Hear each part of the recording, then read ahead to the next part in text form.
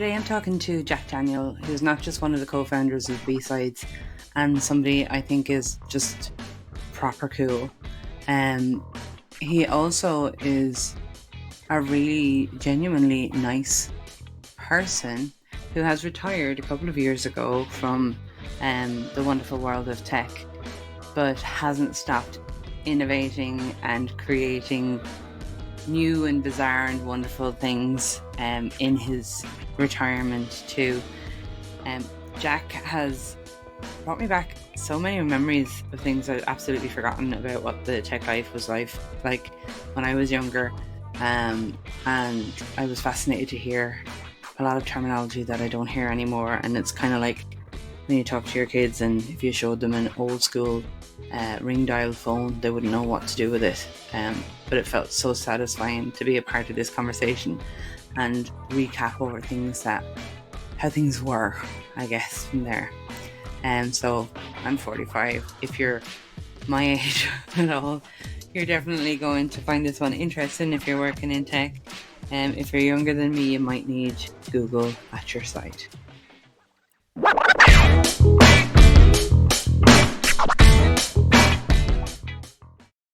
So you are very welcome, Jack. And honestly, it's a little bit self-indulgent for me, because I've been following you for a very long time, and we met for about 10 minutes in a cab about 5 years ago. And I'm actually think you're the last person that I spoke to that I was intimidated by, and no longer was intimidated by people afterwards, which was a great life lesson for me. But yes, you're the founder of BSides, at the forefront of all things cybersecurity. The things people say about you when you're not in the room are always fantastic. So this, I'm sure, is going to be a curious and interesting conversation, if nothing else. And how are you? I am great. I've dodged a storm bullet, the Hurricane Helene, which a lot of people are not fortunate with, but I was outside of the direct path. But it was an interesting night. It was not quiet here, but things are good, and I'm 2.5 years into retirement, and you and your listeners will be stunned to learn that retirement has quite a few advantages over working for a living. Free speech being one of them, maybe? Yeah. Oh, yeah. I that is one of the things that some of my closest friends do know. That's terrifying to everyone else when you discover how much I self-censor with the things that I do say publicly. But it's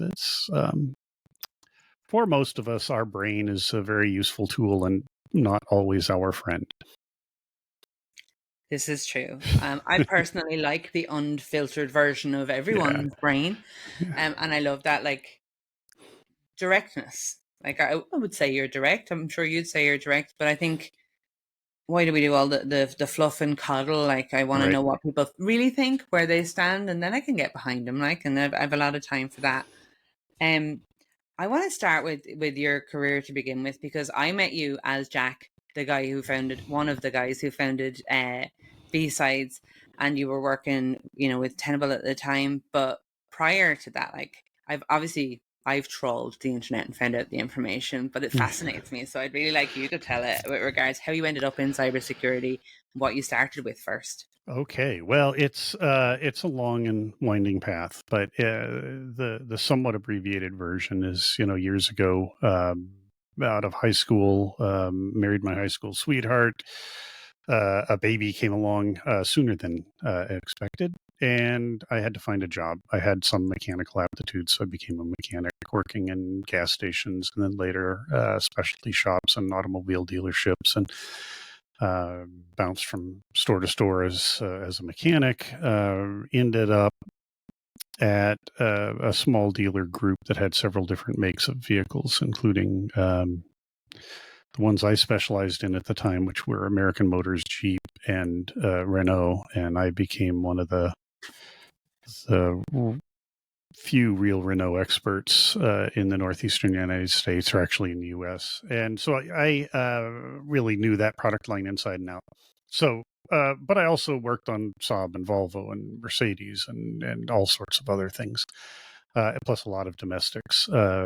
besides the Jeeps. But I always had a soft spot in my heart for Renault and Jeep. Um, one day, the dealership I worked in, our parts department, nobody showed up for work. Somebody had been fired, somebody quit, and it was empty. Having always done specialty stuff, I knew how to look up my own parts, and so I had to go in and look up parts so I could fix cars. And by that afternoon, I had to stay in the parts department because the rest of the mechanics were lost. And over the course of time, they said, "You're just going to be a parts person now." So I worked in the parts department because they tried to hire some people. It never worked out. I kept thinking I was going back on the shop floor to work on cars, but I just kept working on the parts department. And we were the second department to get computers, as was common in the auto industry at the time. The accounting office got money, therefore you get computers. Parts department's inventory and inventory management, so we got computers, and I wasn't afraid of them. And they one day they handed me this thing that looked, I forget what type it was, but it was a big clunky data tape with a big metal plate on one side. They said, "Here, you have to do this, or your parts are going to have the wrong prices." So I took that on as part of my job. And since we had several different franchises, I had to do that several times a month. And it was no big deal. It was just plug in, quick update. But then one day, the owner came to me and she said, "Hey, we have some other updates. I want you to do it this weekend." And she handed me a shoebox full of tapes and what looked like a small town phone book full of instructions. And that weekend, I learned what things like backups were. And I learned the importance of backups because the update failed. I learned what an operating system was when it didn't go back into the system. And so I spent the weekend or a Sunday on the phone with support, walking through this little mini computer for those that were around when they looked like trash compactors and dishwashers and things like that. And they were generally stacked up in a pile. And so that, if you go back to that, that's what I was working on. And from there, I went through various levels of management and supervising multiple departments and multiple dealerships and parts and service operations and taking on more and more. And all the while still occasionally rebuilding an automatic transmission when nobody else could do it, or we didn't have anyone to do it that had the skills, and plowing snow in the winter because it was in the northeastern US. But the more computers that came in, the more of them I got involved with, including PBXs and the phone systems and stuff. And then one day I was really frustrated with the state of things, and the owner said, "We're paying way too much money for consultants between the dealerships and the real estate practice and the law office and other things that they owned." I said, "Do you want to just take over all the computer stuff?" So I took over all the computer stuff. So we're, at this point in time, I've been doing more and more up until the late 90s, I guess. And at that point in time, I became the computer guy and had no resources. And that's an important part of the story. I had no resources. So I found local user groups. I was south of Boston, so for those familiar with the area, I would go to, I found a user group of Novell and Windows folks in Providence, Rhode Island, that were very welcoming, and the old farts helped me out when I was stuck. I could bounce problems off them. They would help me. And then as I found several, Boston used to have an amazing user group community. I think they still do. I hope they still do. And I found a couple of groups there. And, as things progressed, I got my MCSE plus internet on NT4, and then, started teaching at that MCSE mill until that business collapsed, which was fine. But, I got the training, and so I would start sharing things that I had learned, and which went from, hey, if you do the Exchange 5 to 5.5 upgrade, watch out for this. If you, move to 2000, look out. Things like, hey, look, Windows 2000 has an actual, real, reliable network stack because they lifted it straight out of BSD. But the kind of stuff that makes or break your weekend when you're working. And stuff. And so I, that went from sharing tips to doing short presentations to doing full presentations on things that I had found. And if you were playing with computers in the 90s, you learned about security, whether you wanted to or not. Yeah. I learned about back orifice because I couldn't afford commercial tools, and back orifice was a better remote management tool than many of the commercial ones anyway. And loft crack and other things when people locked themselves out. So I figured out a lot about security. I had an aptitude for it. Continued to do stuff focused on the network, but also system administration. Started doing some consulting. Got into more network security consulting, and at that time, I saw the handwriting on the wall for the American auto industry. There was a massive crash coming, and friends of mine at Astaro, the German firewall UTM vendor, reached out and said, "Hey, why don't you join us?" So I went up and said, "I'll give it a shot." So I talked to them and said, "You know what? It's worth a shot because the car business is going to collapse. I've got relevant experience." Joined Astaro from that with a lot of automotive experience, but also a lot of just trying to keep networks working. And at Astaro, we mostly worked with small to mid-sized businesses, so it was people fighting the same battles I had fought for many years. But then that was an actual firewall company, and we dealt with proxies and email security and web security and a bunch of other things, wireless security. And from there, that expanded. And that's when Twitter was starting to take off, and I was making connections online, and I had started to go to things beyond the local events. Had met people at ShmooCon and started to connect with people, started to go to Black Hat and DEF CON, and got sent to RSA and got talks accepted at RSA and DEF CON and things like that, and other conferences. So I was there for a few years. That's where I started to interact with a lot of people online and in person. After almost 4 years at Astaro, we were acquired by Sophos. And at Astaro, at 220 some odd people, that was the biggest company I'd ever worked for. So the idea of joining Sophos, it was time to look at options. And I had spoken to Ron and Jack a few times, Ron Gula and Jack Hufford, co-founders of Tenable, about maybe joining. But it'd never been the right time for one side or the other. But I had a conversation with Ron at a time when we went out to be, we had a big kind of going away party. It was supposed to be an all hands meeting, but we knew something was up when they said, "We're not going to Miami, we're going to Dubai." So it's a bit different. The crew, the trio that the crew at Astaro knew how to throw a party. So anyway, after I had to do, I forget the sequence, but it was like a week in Vegas, 4 or 5 days in Dubai, and then I had to be in Washington D.C., where I met up with Ron and Cindy, his wife, and the kids. And Ron and I had a conversation, went into the office, talked to people, ended up at Tenable, and then I was at Tenable until I retired. So it was not quite 11 full years at Tenable, not quite 4 full years at Astaro, but did a lot of stuff online. So where does BSides fit in? Yes. When I was at Astaro,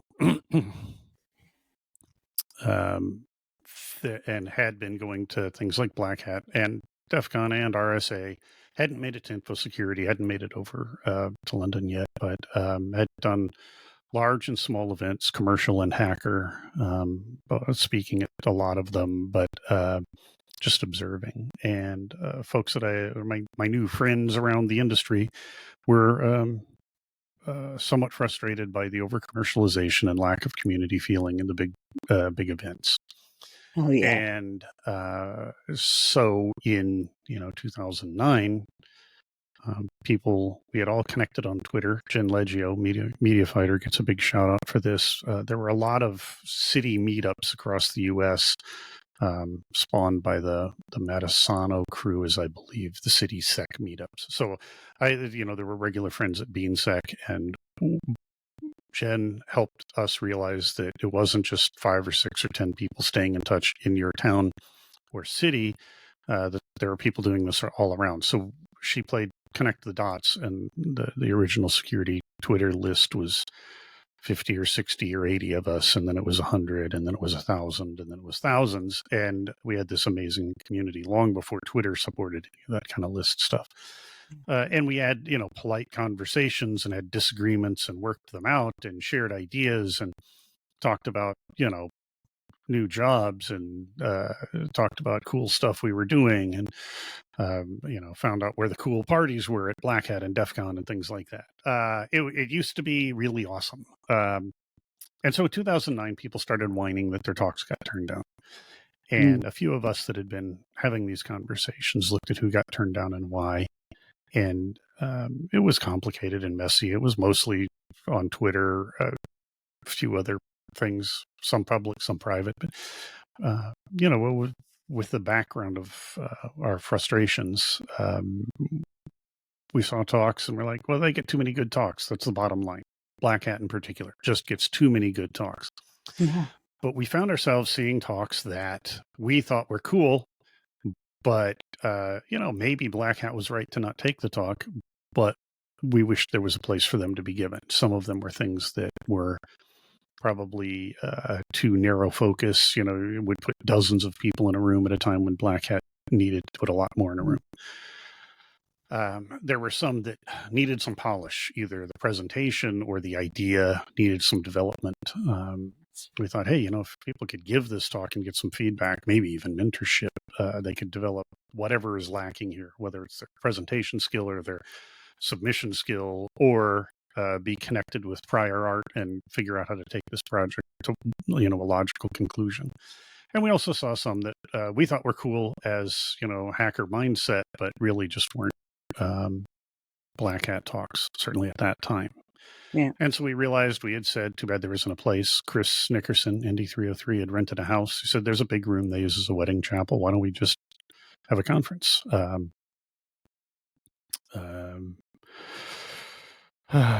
Travis Goodspeed was going to do his NeighborCon thing. So we co-located with NeighborCon, and it was originally going to be called Fringe, but then the idea of BSides came up, the B-side to an A-side conference. An idea we quickly abandoned. We didn't want to be just labeled as typical outboarding. So we made an event happen. We didn't think we were changing the world. We funded it through some corporate sponsorships. Actually, Astaro was the first company to put any money in. A handful of companies pitched in some money. We had a tip jar out. People threw money in a bucket. If you wanted to contribute otherwise, you could run to the grocery store or liquor store or whatever, and fill your rental trunk and bring food or drink or whatever in. And you went to the talk, and if you liked the talk, great. And if you didn't like the talk, you could go in the kitchen and grab a sandwich or a beer, or go jump in the swimming pool. Or, by the end of the first day, we had people, side conversations going on, and lightning talks next to the pool table upstairs, and people just loved the idea and pretty much demanded more at the end of that event, and that was late July 2009. I have to say this in fairness to Black Hat. Black Hat at that time was still at Caesar's Palace. They had outgrown the space. They didn't have a good exhibitor space, and so the vendors were literally blocking the halls.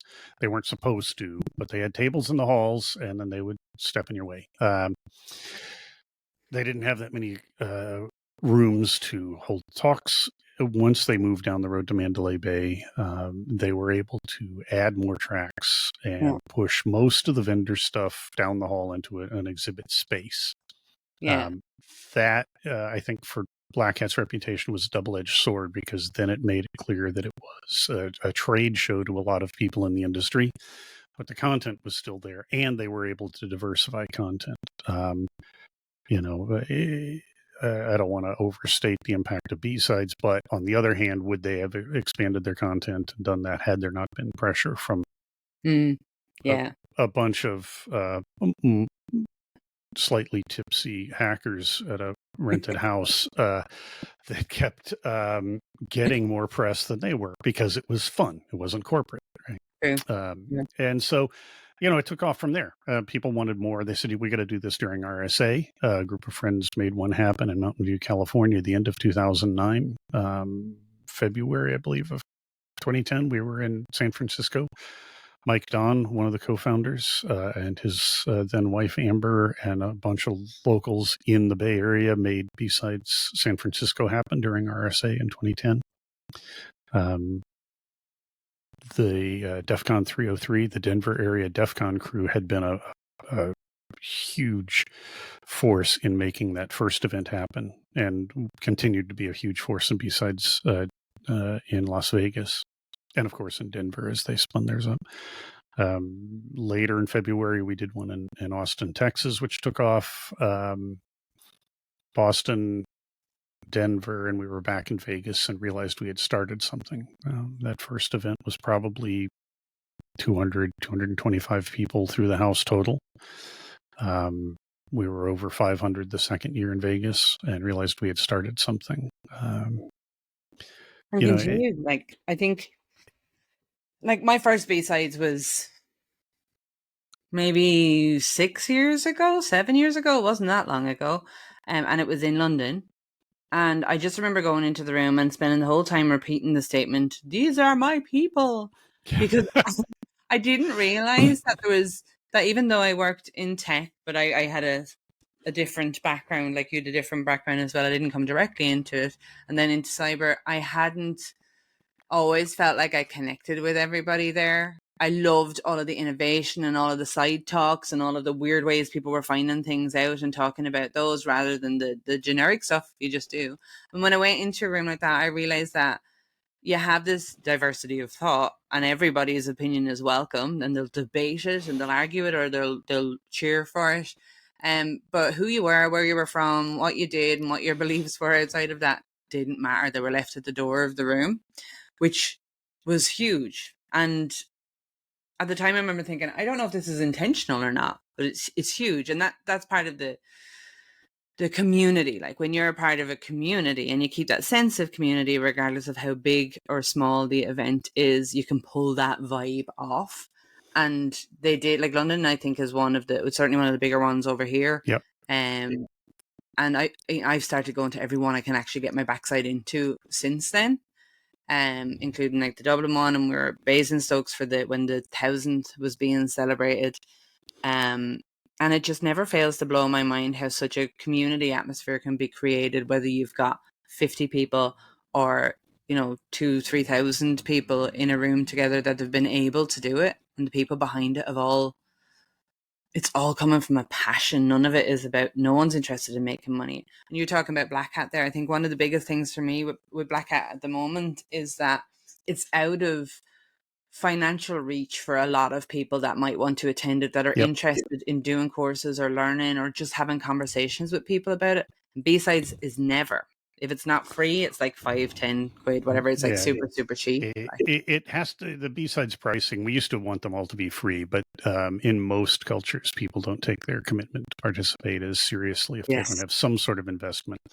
They vary in price. It's certainly more than $10 to San Francisco or Las Vegas or, Vancouver, expensive places. But they are, we strive to get them to keep it reasonable, and especially strive to make sure there's a way for people to afford it that otherwise might not be able to.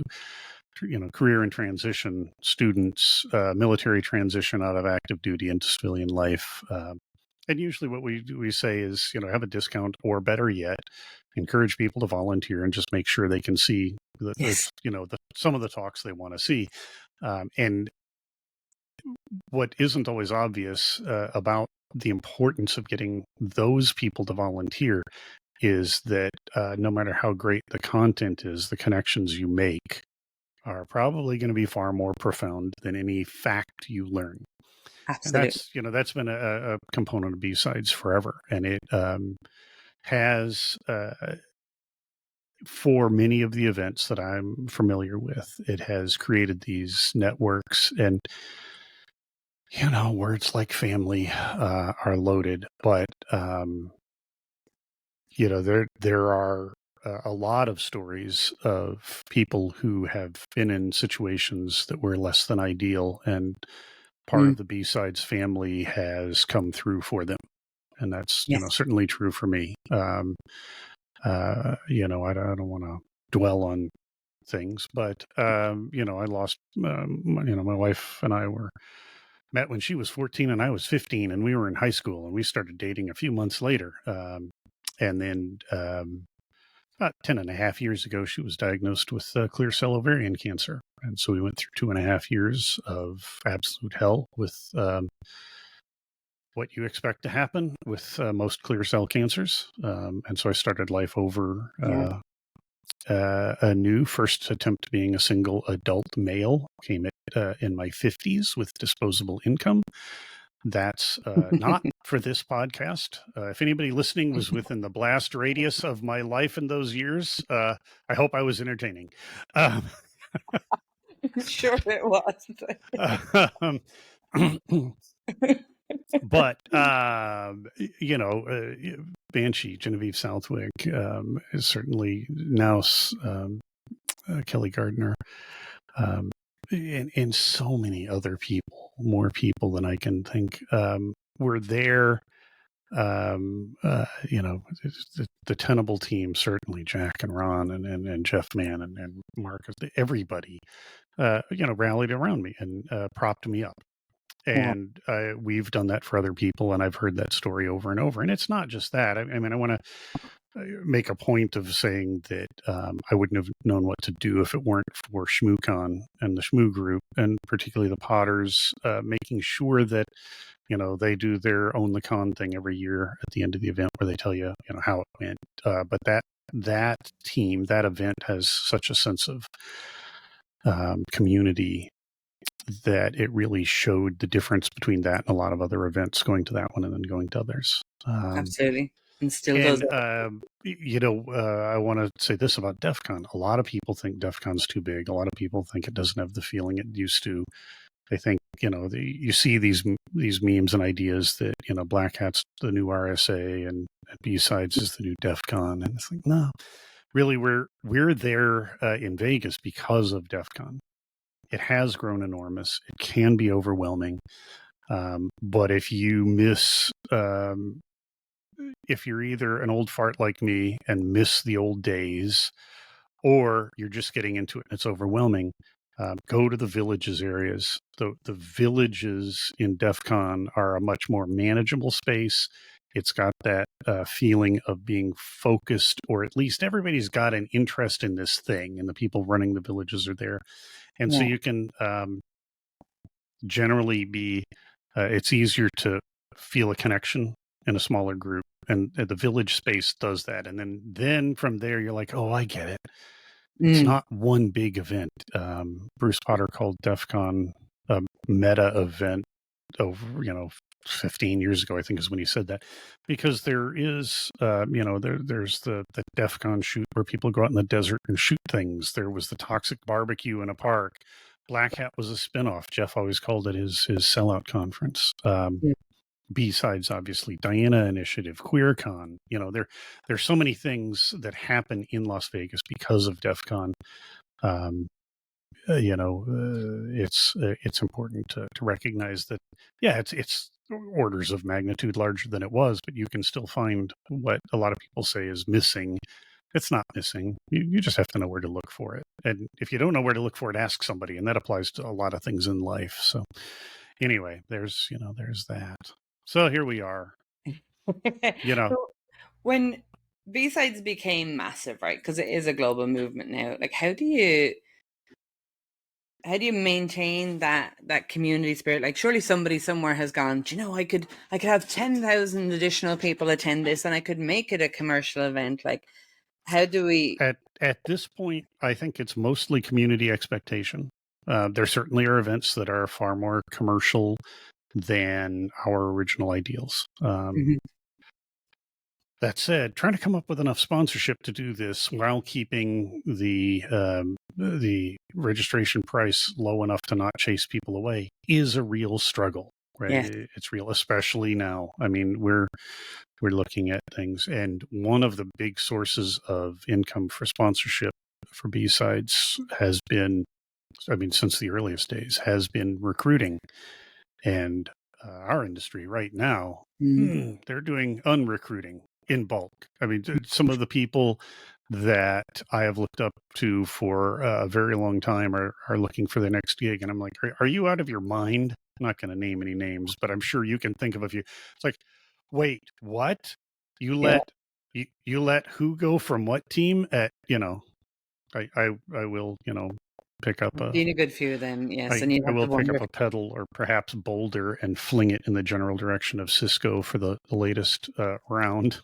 Yes, Are you out of your absolutely. minds? If you're in that much trouble, the people you should be cutting loose aren't them. Yeah. Yeah, okay, editorializing. But anyway, yeah. But they're publicly traded, so we have to sell our soul to Wall Street. That's how it goes with the IPOs. Yeah, because you need all Yeah, that inspiration and that passion and that talent. Like you yeah. need it all There's along, but you need it in the beginning in order to be something that can be sold. And I guess then right. once it's sold, Yeah, someone well, tells also people. you switch to IPO logic, which is Wall Street logic, and what Mm, you go through this thing where the most important thing is selling the company to the investors, not mm, selling the product to the customer. yes. And so things like maintenance of the customer and delivering what the customer needs or wants actually often falls second to delivering what Wall Street or whatever market you're dealing with um, believes is going to be long-term profitable with sustainable growth, right? So Mm, things that brought you your original customers go away quickly. yeah. You go through you go through buy a license, you own it forever, to subscription licensings in software. We see that all the time. It's like, oh, there's the first step. And then you do things like have a company that's got really cool stuff that you install on your laptop or your server or iPhone or Android or whatever. Um, and it's a locally installed program or set of programs. And then because go back a few years, the buzzword was cloud. You're like, we're going to be cloud first, and Wall Street falls for it. And your customers say, no, you already have competitors in that space. We like you for this. Yeah. And now it's AI. We're going to artificial intelligence. It's like, yeah, well, if you're using large language models, they're great at some things, but people assume because it's a computer, it can do math. Large language models fail at math because there isn't math that they're drawing in. It's like, Yeah. it's on a computer. You're failing at understanding at enabling the underlying technology of computing math. So people are using it for the wrong stuff, and it's hype, but it's a hype cycle we've seen with everything we've done. I mean, in the security space, the first time somebody ran a wire out of the room where the computer was and put a terminal in the next room, people freaked out. Yeah. You're like, we can't see it. And we go to distributed computing, and then we go from that mainframe model to client server model, and that's the end of the world. And then we have virtual machines, and oh boy, that's the end of the world. And then the internet, and that's the end of the world. And your mobile devices, that's the end of the world. It's like, all right, could we possibly think about the lessons we have, or at least should have Should learned have learned. Yeah. all of these times, apply them to this, and find out what's new about this? Hmm. What's the difference here? And then address that delta, that difference. Nah, sky is No. falling, but we can make money from a falling sky. We're going to sell you umbrellas. And the difference is almost never, well, I want to say never, but someone will call me out on it, but almost never as big Yeah, as it absolutely. perceived to be. Absolutely. Well, it's whatever. But anyway, so that I'm wandering all over the place. So. Not at all. I love it. I love to sidetrack and listen to the thoughts. You in the past have described yourself as a professional troublemaker, which appeals to me as a lifelong troublemaker as well. What would you say is the best bit of trouble that you've ever stirred up over the years? Well, I'm sorry that it was as adversarial as it was, but in the early days, we took glee in attacking verbally and ridiculing Black Hat for the state they were in as BSides exploded, and they kind of deserved it. I don't attack Black Hat anymore. I make a point of saying it is a vastly better event than it was 15 years ago. vastly better. It is still expensive. It is still got a big corporate vibe. It has always had a sense of community. People have challenged me on that, but it is a corporate community. The people Yeah. that feel that they're a part of that are people in the industry. New people have struggled with it. I have had great times at Black Hat, but they often were at Casa Fuente with Chris Hoff and other friends at out there. And I don't even smoke cigars, but man, they make killer mojitos. So I've had a great time around Black Hat, Mm. but it's just not my shtick. And and I do like to occasionally do presentations. I've pretty much stopped talking about cybersecurity stuff. I think I'm done with presentations. And it's not that I don't have anything to say. I can always do the history talks, and I love talking about the foundational figures in the industry. I can always talk about Black Hat, but man, to be blunt, how many straight old white men do you need to hear from in this industry? It's not many of them though with the epic beard that you have now. Yeah, I mean, it's been awkward, but we have to say that, and I have told people, all right, you've got to think about who you're listening to, and it's not DEI for diversity's sake. It's because you're missing voices and Yes. perspectives, Yeah. and there are a lot of people that just don't see things the way we do, and they become our customer base or they become our competitors. And if you don't listen to diverse voices, it's like, people talk about new people. What does somebody that's just entered this mad industry have to say that hasn't already been said 100 times? You know what they're going to do is they're going to say the same thing you've heard 100 times from their perspective, and it's a new voice, and there needs Yeah. to be a place for that because of two things. They may bring actually new insight because they're not burdened with Windows 98, NetWare, whatever. They're not burdened with that baggage. They're seeing it fresh in the context of today's systems only, which Yes. is a fresh view. But also, if they've just discovered what many of us would take for granted as basic stuff, they're excited about it. They care about it. The word passion is overused, but like, this is cool. Yes. There are, it doesn't matter what it is, arts, crafts, hacking, whatever. You discover something that people have known for years. First time you do something, I'm an amateur blacksmith. It's been too hot to do it for months, but maybe in another month or two, I can fire up the forges. You do something for the first time, even though that people have been doing this in steel for decades or over a century. They've been doing it in iron for hundreds of years. People did it in bronze, but the first time you do it yourself and it works, you're like, wow. I find that It's been happening for millennia in some cases. Yeah. But when somebody says, wow, look at this, man, that gets, bitter, cynical, disillusioned, and yet somehow still idealistic old hippies like me excited. That's what I was just going to say. It breeds excitement to people who are in the industry for a while. I think if that's where you belong and that's what you want to be doing, like, because I'd often forget. Well, I wouldn't say forget why I got into it in the beginning because I thought it was cool and it expanded to everywhere. And there was so many new things to learn and so many like rabbit holes I could go down. And I just thought it was fascinating.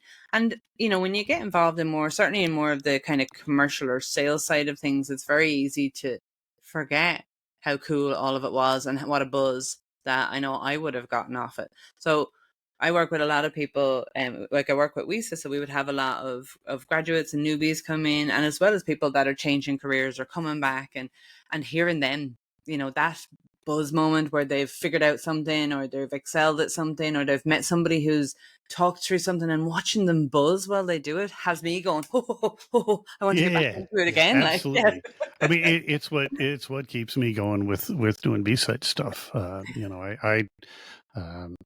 It's got to be something significant to get me to sit in front of a computer for more than a few minutes at a time. So I was Mm. happy to do this with you. It's like, yeah, that'll be good.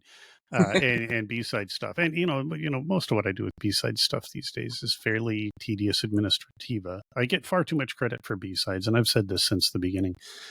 B-sides is what it is because of hundreds and hundreds of people who have had the spark to make one happen and then built teams. And so now we're into thousands upon thousands of people in the core teams that have made events happen. And then once we bring in everybody that it takes to make the event happen, as far as volunteers and staff and the core team, we're 10,000, tens of thousands. I don't know. We don't do a big deal about demographics and headcount, which is Mm. part of the relaxed thing. It's not a scan your badge and spam you forever event. Yeah.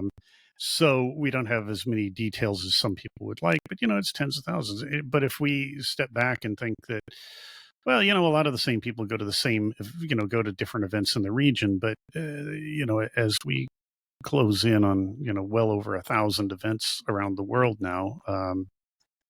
Actually, let's flip the tab.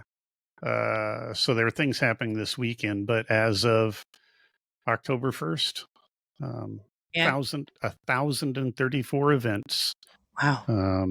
250 cities, 65 countries. Not to be sniffed at. I have my 1,000th event T-shirt. I was at. Awesome. Yeah, so you were there this summer. We hit a magic number, and I was really happy that it was not a single event. Yes. And it actually spanned 2 continents, 3 countries. Basingstoke there in the UK, and here in the US, Albuquerque, New Mexico, and Mexico City in Mexico. And those 3 brilliant. shared the 1,000th event mantle.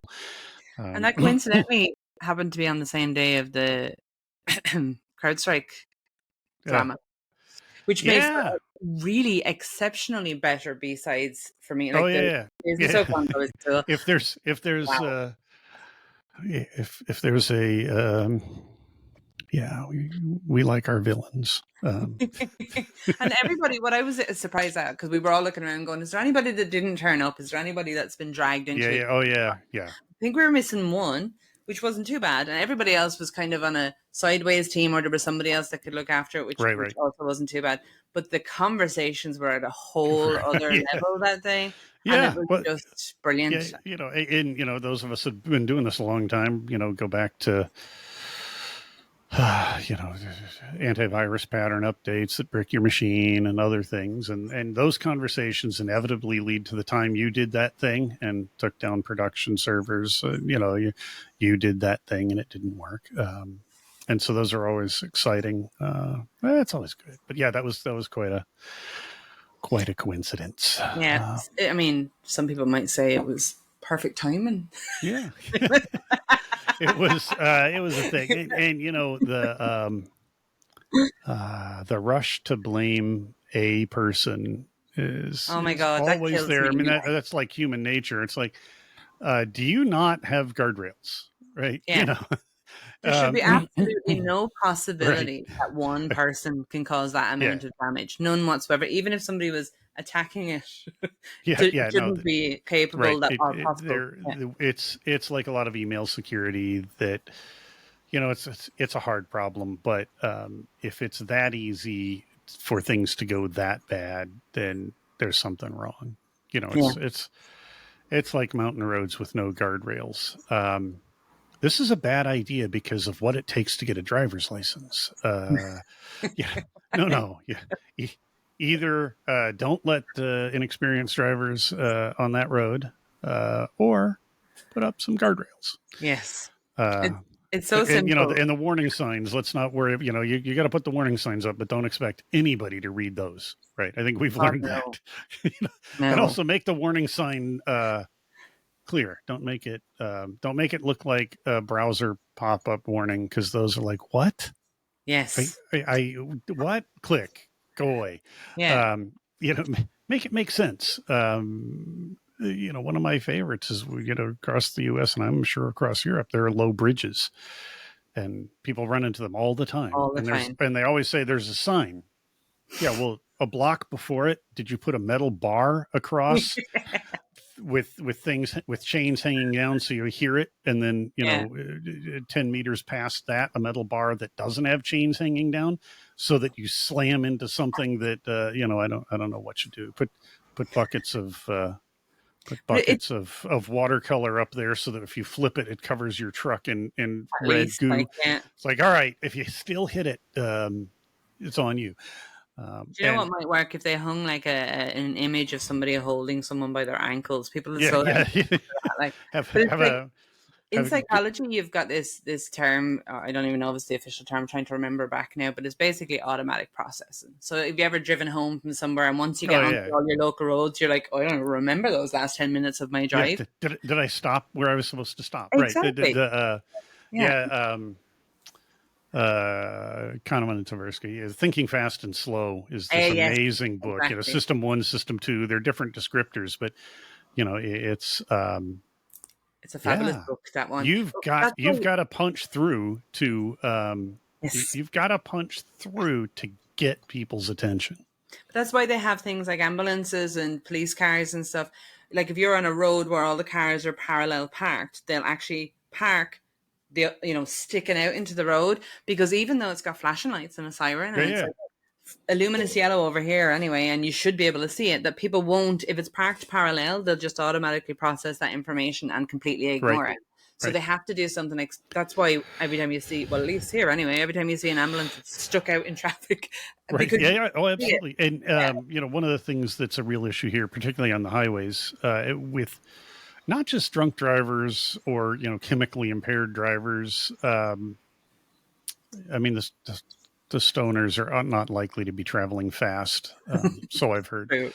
Uh, but the drunks are, but also exhausted drivers, tired Yeah. drivers, which we have a lot of on the highways.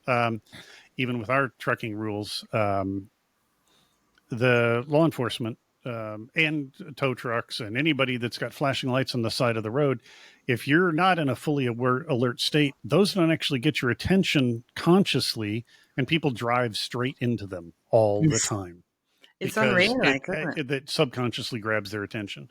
And Mm. it's work. I love driving at night. I love big long road trips. I grew up in Texas, and I've lived all sorts of places. I live in the state of Georgia, and people are like, I'll be in Atlanta, can I come see you? It's like, it's 5 hours to the airport if traffic's light, and if you're on the north side where everybody's going to be, it's a 7 hour drive. I'm Wow. like, what?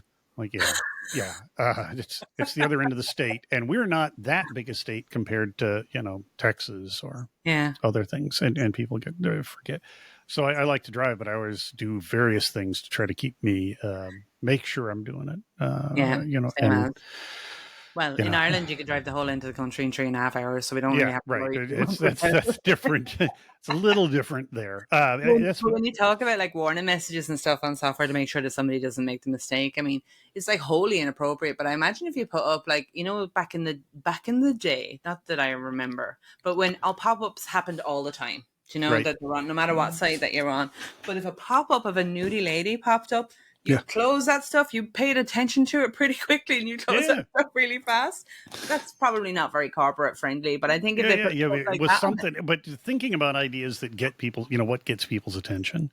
exactly, And I'm not going to say that there's no value for phishing tests, but man, the phishing name and shame stuff is just it's dumb. I get it, and it's like the corporate training that's just tedious click through nonsense.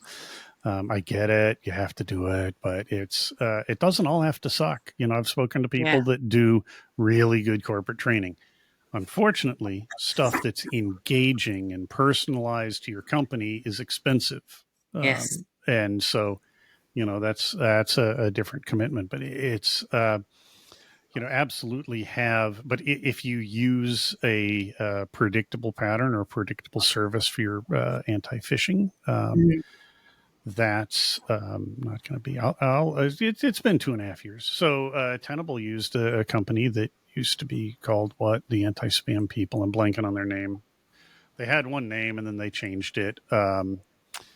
And all of their phishing tests came with the old company name in one of the old company name domains was in the email headers. Yeah. And so I was always the first one to report phishing because I just had a rule in Outlook that automatically reported any message with that company name in the headers. And the security team would always say, you should just click, you don't have to send the email. You can just click the thing in Yeah. in the Gmail interface. And being the cranky old security guy, I'm like, that would mean using webmail. Yes. That would mean trusting Gmail, trusting Google with even more information. We used to be a security company. I don't do that. I use Outlook. Well, Outlook's unsafe. It's like Outlook is like the last bastion of being able to take any email. There are some smaller clients, but Outlook installed on a desktop, not on Mac. It only works on Windows properly. On Mac, it's just a nightmare. Absolutely. You can say there is one true email and it's plain text. And no matter what comes and goes, it shall be plain text. That's fair. Yeah.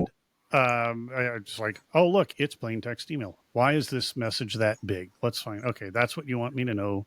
This 2 sentences in the middle of pages of garbage. And that's what I did for corporate email at Tenable and for some other sensitive things. I still do that. It's like, it's text. The world is text. I don't care how much crap there is. But, you know, if it's that predictable, now, on the other hand, most people aren't going to know what they're looking at when they look at email headers. But us old farts that had to understand headers just to get the stupid message to go. Why won't you go? Why won't you go? Go. And then when we got into email security, it's like, how'd you get through? How did you get through? How did you get through? Okay.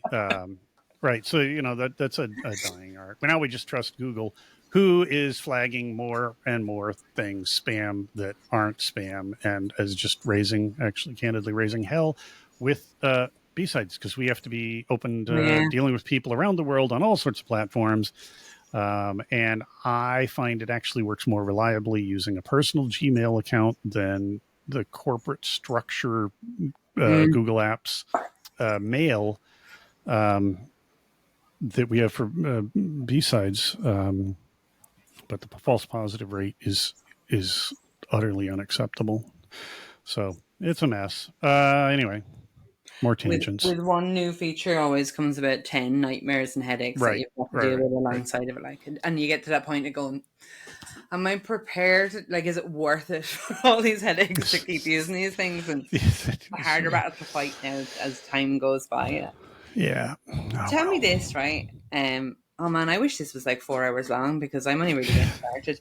But if there's people, like I talk a lot to people that are new coming into the industry that are, maybe they're changing from a different role or they've been studying it. And, you know, you've been at the forefront of building these great communities and, you know, making connections with all of the professionals. If you were going to give them a bit of advice coming into the community as newbies, what would you suggest for them that they could do on the community side? Get out while you... No. I knew you were going to say that.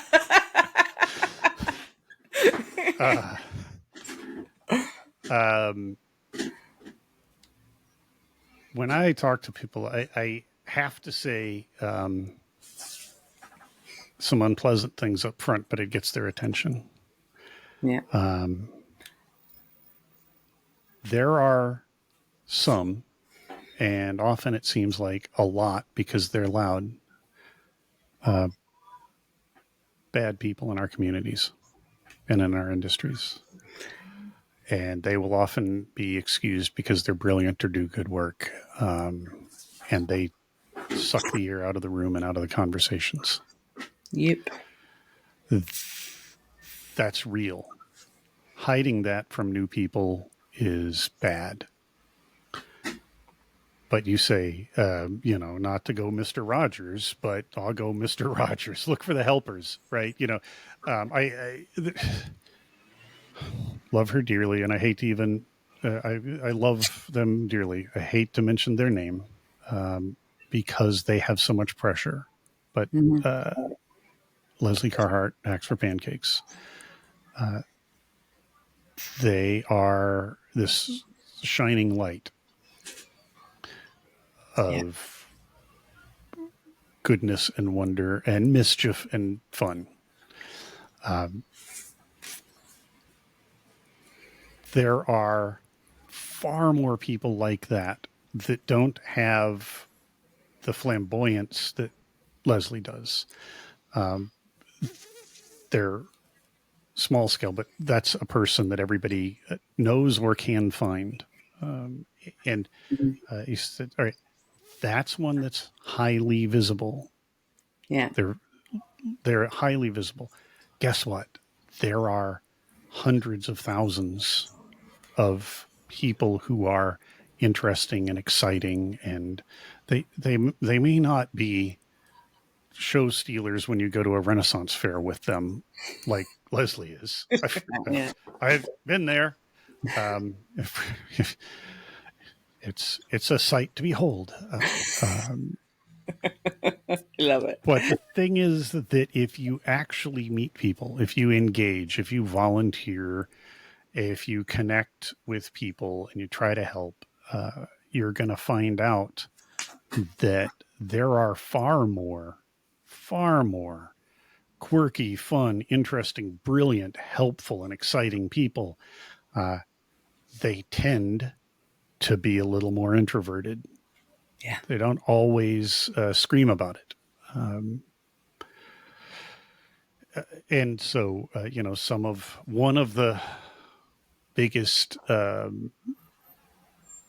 loudest voices about how awesome DEF CON has been and remains, and a person, I'm not going to name this one, but a person that's just an absolute joy to be around and just exudes all of the curiosity and wonder and excitement of DEF CON, is a massive introvert. And they go on game and retreat into private spaces to recover. Yeah. And I'm not at that extreme, but I have traditionally, people know this, and I've ruined a couple of bars for being quiet places, and I don't mind doing that. I can do that really well, but then I need to drop down to a smaller group. And so there's a blues club in Louisville called Stevie Ray's that was my hangout during DerbyCon days and any other time I was there. The most famous one for me is Frankie's Tiki Room in Las Vegas. Frankie's, I discovered them not long after they opened and have been a regular there ever since. The crew at Frankie's are like family in some ways, one in particular, but actually a couple of them are really close with a couple of them. In spite of the fact that I live, 2,500 miles from there. And I see them, I only see them once or twice a year now. If you're in cybersecurity in the US, you're in Vegas all the time, SANS events and Black Hat and DEF CON, especially if you are supporting the sales and marketing teams. You're out there all the time. So I used to be there a lot more. But, Frankie's, I retreat to Frankie's, and it's still great, but there may be, 50 or 60 of your hacker friends at Frankie's if you're there during an event. And if you're there during something like SANS or one of the other things that's not the big hacker summer camp thing, there'll be a handful of people all the time. Yeah. I think I get that. I like the crowds. I love to be at BSides in Vegas. Love to see people. Love to give hugs to people that want to hug. I'm a hugger, but I know not everyone is. So I always, try to be cautious of that. If you run into me, I'm not doing many cons anymore, but if you run into me, if you want to hug, absolutely, big hugger. If you want a handshake or just a fist bump or a slight nod of the head, because that's all you're up for, that's cool too. Just figure a way to message that, because I want to respect you. But yeah, I get that. You go places, but and if you're invited to come along to one of those things and get in a smaller group, make sure that it's a group that's inclusive, because some of them are cliques and some of them are just a bunch of friends that get together and you're like, hey, you want to come hang out with us? That's cool. And a lot of things that people accuse of being cliques, like DEF CON 303, DC 303, is very cliquey. Well, there's an inside core that's people have known each other for a long time. But if they invite you to something it's a very open and welcoming group of people. Mm. You may not get into the inner circle unless you're actually part of their community, but the broader hacker community is benefited from, to pick one, DC 303 for decades. So, find those people. As far as your career goes, man, I've made all the mistakes, and a little bit of hard work and a lot of dumb luck got me where right place, right time. I did a mistake repeatedly over the decades of letting my skills atrophy, Mm. in environments where we couldn't afford, didn't want to, for one reason or other, move forward with technology. So there Easily you're done. trapped. How do you do it? Cloud things do make some of the lab stuff easier, but it's not like the old days. Yeah, it's more accessible. It's not like when I started doing network security stuff and was scrounging for used Cisco switch and router gear to stack up in a pile and build a physical lab, because there was no other alternative, right? And that's gotten better. But on the other hand, it's modern network and switching and all of that is wonderful. But when you're learning this stuff, there is something to be said for something going wrong and being like, I don't know, but the light's blinking way too fast on this port on this switch. I'm going to unplug it. Like, oh, okay, it's better now. Okay, It's so true. Or I got to take it apart. and then it's you know what? All right, we're going to plug a tap in because I actually still have physical, one in old school taps. I'm going to plug a tap into that port and see what this is doing here. And we're going to fire up whatever your packet capture device of choice is, and that's true in so many different ways. I was, if you want to understand how modern cars work, figure out how point type ignition and carburetors work. And then you'll see the wonders of modern computerized cars, and you'll also see the horrors of them because if I wanted to fully restore the computer emission system on my 1983 Jeep, too bad, parts aren't available. The total lack of computers on my 1967 Jeep, it's a carburetor. I got it. I can take it apart. I can put it back together. I can see, oh, well, that's a little worn. All right, well, we'll replace that. Oh, well, that's garbage. Well, we'll put a different carburetor on. It does not have the power or fuel economy or longevity of a new car. But on the other hand, it understands the basics. And I think that was a help for me in technology, starting with the simpler systems and moving forward, and with automobiles, being a mechanic, being there as we transitioned from carburetors to electronic fuel injection systems to, the modern fully electronic things. Understanding the basics. Taking stuff apart, though, hasn't it? Yeah, take it apart and play with it. Just make sure mom and dad say it's okay to take apart kids, right? Because if you can't get it back together, or your pieces left over.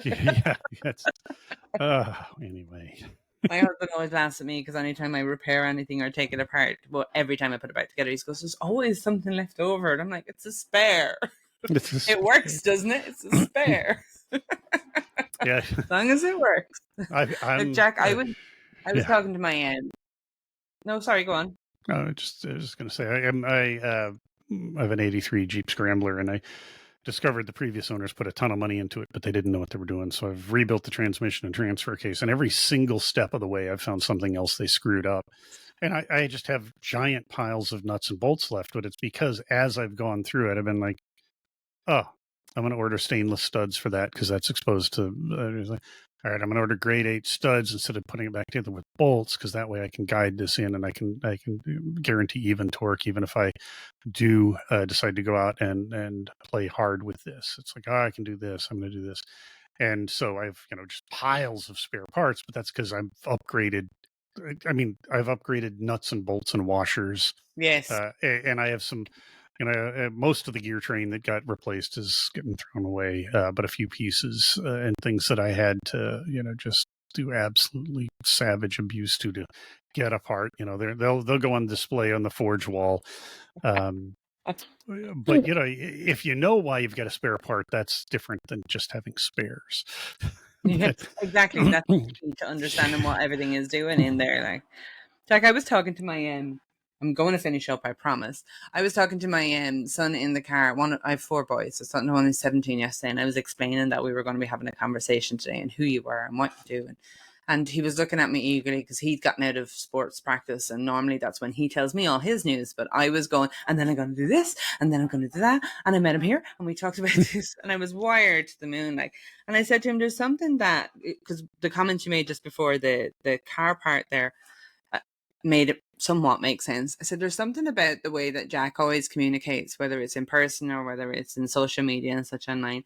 I said, "Where he never has to say out loud that he's intentionally including people or that, women are the same as men or neurodivergence are just as important, but everybody hears it." And I said, "I don't know what it is or how he does it, but always goes without saying. It doesn't need to be in print and it doesn't need to be in words." I said, "I've never felt like I've ever been treated as or looked at any differently or um there's never been any implications of that in any interaction I've ever seen you have or any interaction I've ever had with you." And I said, to me, I said, it's funny, but in a good way. Like I said, it's funny because I don't get that a lot. But when I get it, I'm like, it's like, honestly, it was like my first experience going into BSides because a lot of people are like that. And now I can see why the communities are so like that. Because it's like it's a living, breathing thing that's not forced. It doesn't have to be done. I mean, to me, it makes perfect sense. I talk about bringing women into tech and neurodiversity and all those things all the time. And I get frustrated with it. But I realize that because there's only a few people, and I mean literally a handful of people outside of BSides that I've ever met in my life that just get it. And I couldn't put words on it yesterday when I was saying to him, I was like, Jack is one of those people that it's just there, how it should be. Like, there isn't any questions about it. There isn't any big conversation about it or trying to understand. It's just there. And I think you've brought that to the BSides community, at least any of the communities I've ever been in. There's a zero tolerance for people ever behaving in any other way. And even when the conversations are brought up, there's always like a look of confusion as to go like, but, almost like, why is it a big thing? Because we do it. Everybody else doesn't do it. Why doesn't everybody else do it? It seems it's so normalized. And it makes sense to me just hearing you make those comments, because even for me, I was, kind of going, oh, he's saying it out loud, because I've never felt the need to hear you say it out loud, if you know what I mean. It was still good to hear it. I'm sure other people would who haven't heard you. But yeah, I don't know if I'm even articulating that well, but it's something I think it's a vibe you feel. So it's hard to articulate it. I spend a lot of time frustrated by inequity. Mm. And the across the board. And if someone is a decent person and decent to others, I don't care. I don't have to understand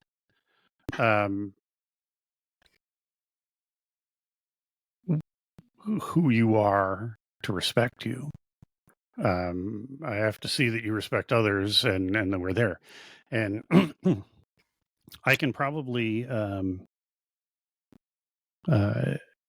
give you an idea of where the head start towards this idea came from, but it's just the way I've lived my life. As far as women, the most important people in my life have always been women. My parents were divorced when I was 4. Hardly knew my dad, other than as a deadbeat dad who had to go to jail a few times to pay child support. My mother And therefore was a single mom with 3 kids. My 2 older sisters were from her first marriage. She had really poor taste in men. Poor judgment, I should say, more than taste. But, we got to go back a few decades. In the mid 40s, the war wasn't as big a deal here in the U.S. Even once we entered it. It wasn't like it was in Europe or Britain. However, a lot of the people that my mother went to school with and cousins and uncles were going to war. And it was 42, 43, 42, I guess. I forget the exact timeline. And she knew they weren't coming home. And she knew there was nothing she could do.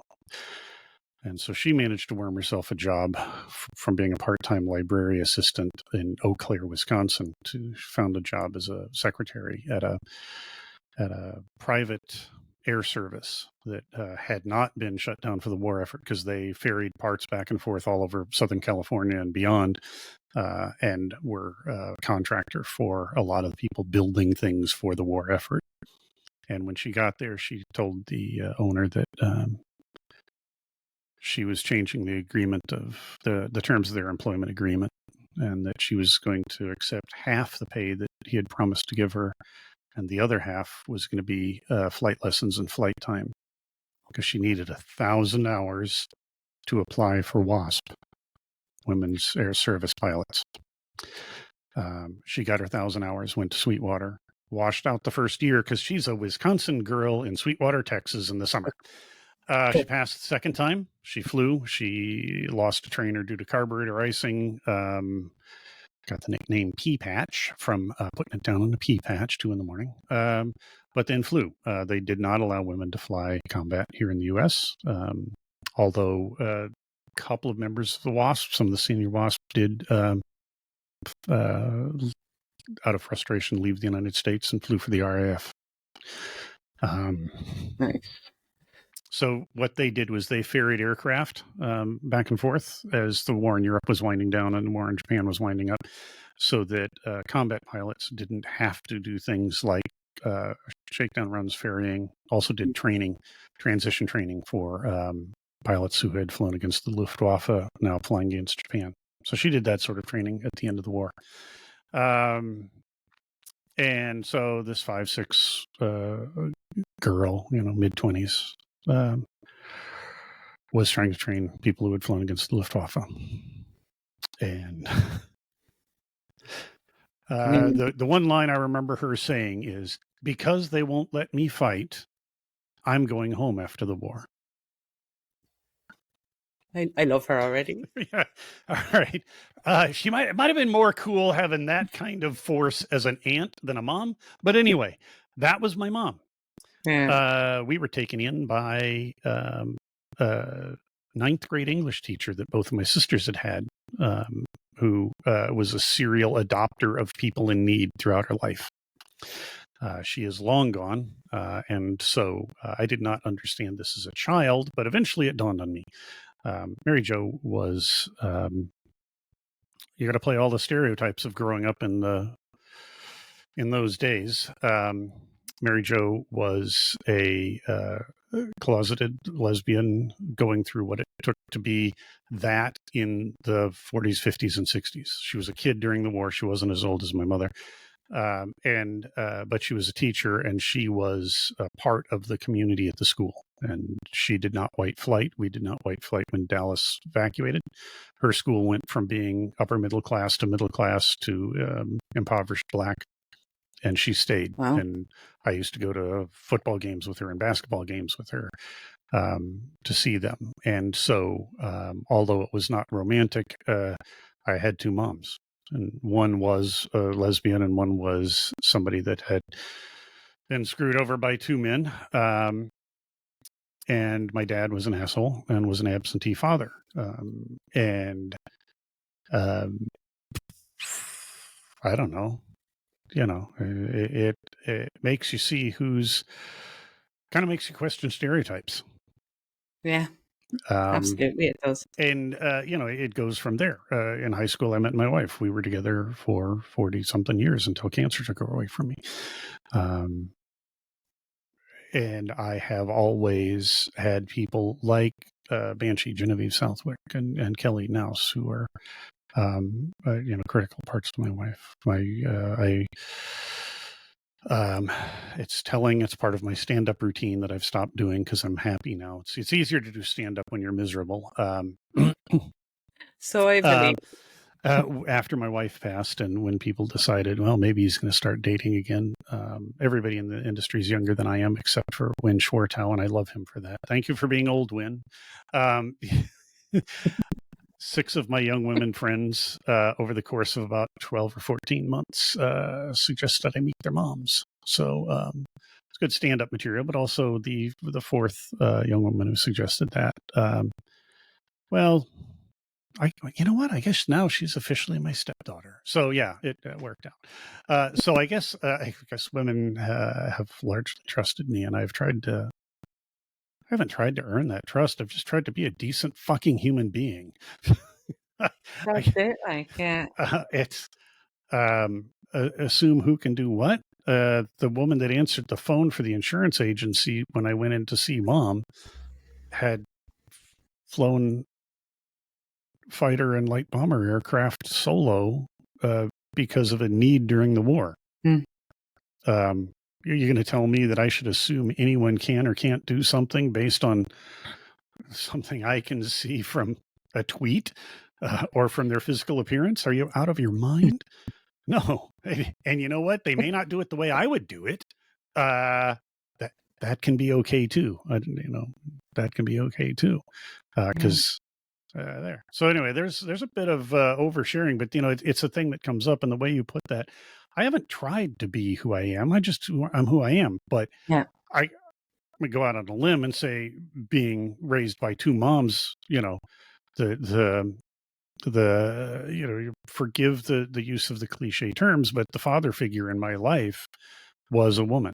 And she, I learned how to take care of the lawnmower, and I, learned how to, you know, knock together sheds and things like that, build tree houses with her. yeah, It was not always easy because of the situation that the world treated people like her in those days. And I never, it was long after we had moved away that I started to, put all the pieces together of that. yeah, Because as kids, even as teenagers, it's just the way things are, right? yeah. The You way don't you grow question. up is the way things are. And you got to look over the fence and see things that are different to understand. But it's like, oh, True. most of my friends had what we would consider traditional families, mom, dad, 2, 3 kids. Hmm. But I had a very different situation. It's like, well, different. It works for me, works for mom, works for Mary Jo. Yeah, Difference, not necessarily bad. Difference, it works. What I don't understand why you're so afraid of different. yeah. So there's a bit of way more personal than I normally get, but that Well, thank you really for that. That actually, it puts it almost into more context, I think. And I was even saying to my son last night, I was like, I don't even know. I'm going to say it to him, but I don't even know how to say it to him because it's a feeling. But that, I mean, it makes sense when you meet people like that. And I've met people who have met people like that, and they say the same. It's a feeling. You just know that that space that you're in with that, whether it's that individual or whether it's a group of people, is a safe space. Whatever you're talking about, whatever you're wearing, whatever you're doing, whatever your aspirations are, it's coming with no judgment. I mean, I find it a lot among neurodivergents. Didn't realize that. When I found out I was neurodivergent, didn't realize that I was also a magnet for it. I think that seems to happen. Like everybody around me, I started to realize that when you look at people, you're going, oh, they're either discovering that they have it or have had it and didn't disclose until I shouted out about how I had it and then found them on them going, oh, now it makes sense as to why we right. were always on that level. What? Yeah. And one of the memes that keeps popping up on social media, and our feeds are full of garbage, and Yes. but one of the memes that I keep seeing is the old people, and I'm technically a boomer, even though I cling to the the mantle of the world's oldest millennial. Um, I'll take it. the old people saying, we didn't have spectrum, we didn't have autism, we didn't have ADHD when I was a kid. Here's And to the responses are things like, that's right. Now, why don't you go back in the basement and play with that $10,000 worth of train set that covers the entire half of the basement? And grandma, yeah, no, you're right. That never was a thing. Oh, it looks like you've added more Hummels to the shelf in the living room. And the collection of spoons on the wall. I see. We don't use those spoons or those cups and saucers. Those we don't use those. They're just to look at, and that you dusted them before we came over today, right? Didn't you? Yeah. You know, right? It's like we weren't. It's like, yeah, really. It's Look, squirrel, right? You know. Yeah, it never stops making me laugh. Like we're everywhere, and yeah. Well, you see it, and it's also, you tend to be interesting people, and you're hyper focused, and it's like, I've got 3 vintage Jeeps, 2 Russian motorcycles. I occasionally build guitars, things like that, and it's fun. There's a giant shrimp that spews fire out of its antenna in our front yard.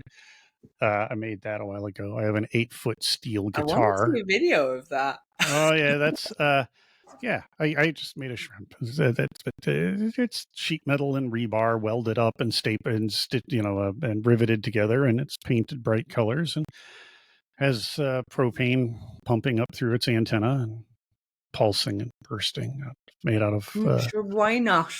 Yeah, because why not? Every house should have one of those. Because why not? Right, and the big guitar is not a player, but it's an 8-foot piece of steel. I saw the picture of the big guitar. The big guitar. That's an 8-foot piece of pieces of steel with cable. And I've got a handful of other interesting projects. I've built punk ukuleles out of solid body punk ukuleles with advanced electronics. I've built some other stuff, and it's. Interests are all over the place. But why should there be any limit to it? I mean, I've learned many skills over the years that have nothing to do with what I do now. And I would say at least 60% of them have become incredibly useful for what I do now. I just didn't know it at the time. Like, nothing I've ever learned has not been useful in some way, shape, or form beyond the reason that I've learned it. So then I'm like, well, maybe I'll learn a bit of this and maybe I'll learn a bit of that. And people call them like doom piles or unfinished projects, and I'm like, no, I'm just adding more tools to my belt for the future awesome thing that I'm going to do that I don't know what it is yet, but they're definitely useful for that if I want to do it now. That's the way I look at it. Thank you so much, Jack. This has been an absolute joy, and easily I could do like a full day's recording, if not more. Like, I can babble forever too, but thank you for asking me to do this. It was great. I'm glad. I'm glad we did it. It was great, and I am now going to put on my back brace and go fire up the chainsaw and clean up the yard after the storm. So, you enjoy that and stay. All right. Thank you so much. Goodbye.